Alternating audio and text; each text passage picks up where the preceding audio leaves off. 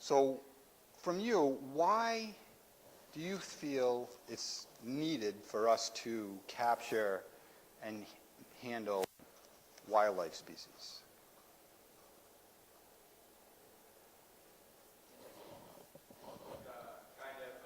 Get a handle on where all the different species are in the state, where they're moving so that you can tag them and such. Okay, very good. Yeah, so where the species are located, where they may migrate to or from, where they may feed, Where they interact then with the humans and such. where and how they interact with not only humans but other species. All right, so movement patterns, yep. What else?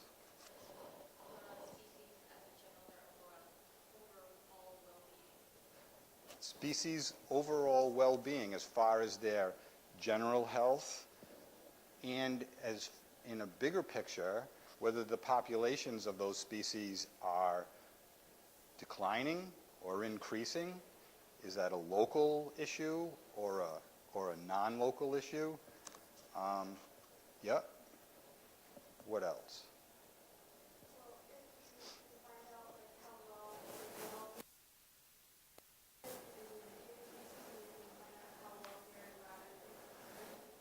Very good.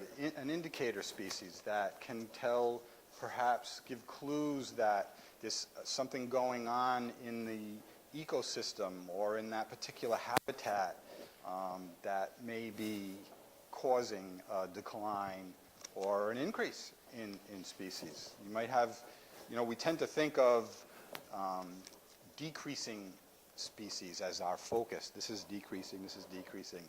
But what if it was nuisance wildlife species? We'd be interested in, are they increasing? Are there more coyotes? And if so, where are they? So that's another reason why we capture and handle wildlife species, is to control nuisance species. Now on a small scale, you probably do that, maybe not you, but in your household, you do that all the time. Put out ant traps because you have ants. Put out mice traps because you have a problem with mice. We talk about different kinds of traps. This is a glue trap. It's just a sticky board in the bottom of it. Mice goes in, mice doesn't come out.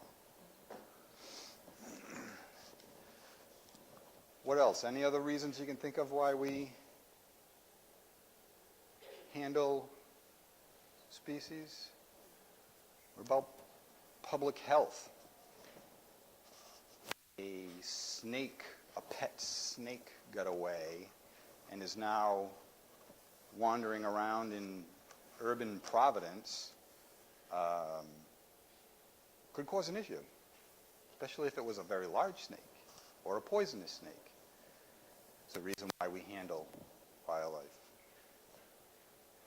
And we have to do it safely, for the safety of ourselves, the general public, and for the safety of the target species.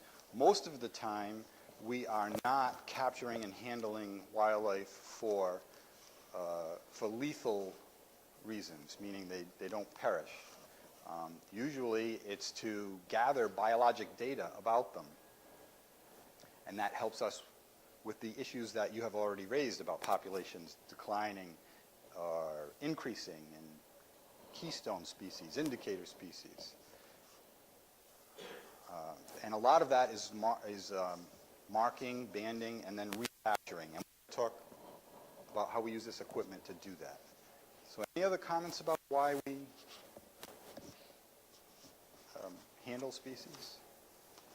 All right, I'm just going to jump into stuff. The first thing you really need to know if you're going to be trying to capture species is, where are they? And there's many ways of doing that. And the most common methodology is just to observe. So if you can observe from afar, the species are generally doing what they naturally do. So we use things like binoculars and spotting scopes to not disturb the particular species we're looking for.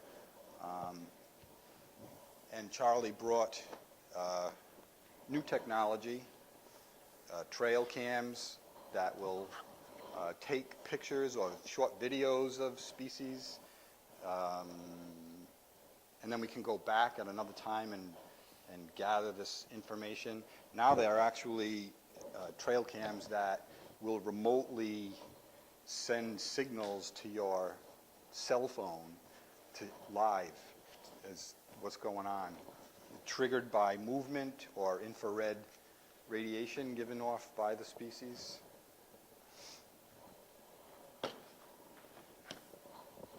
What else? Once you've found them, then it becomes a matter of, well, how do you get them? And there's the active way of getting them, which would be to get a net. This net has caught many a goose. I don't know what other species it has caught, but I know it's caught a lot of geese because I caught them. What else have we got?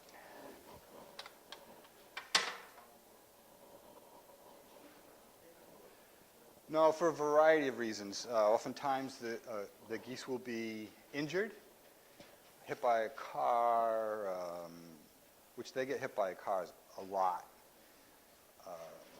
They may be a nuisance. They may be stuck somewhere. They may be diseased, and you want to halt the spread of the transmission of that disease, so you capture them to remove them from the population. That's some of the reasons why we capture geese.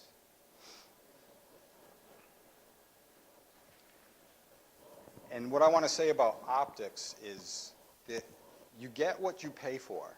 There is a wide range of styles and quality of binoculars and spotting scopes. And you can get them from, a pair of binoculars from $40 to a couple $1,000, but you get what you pay for. So if you're on a budget, get the $40 ones and enjoy. If you can afford the better ones or the more expensive ones, I would suggest you get those. Doesn't matter. As long as you're using them and you're enjoying it, it doesn't matter.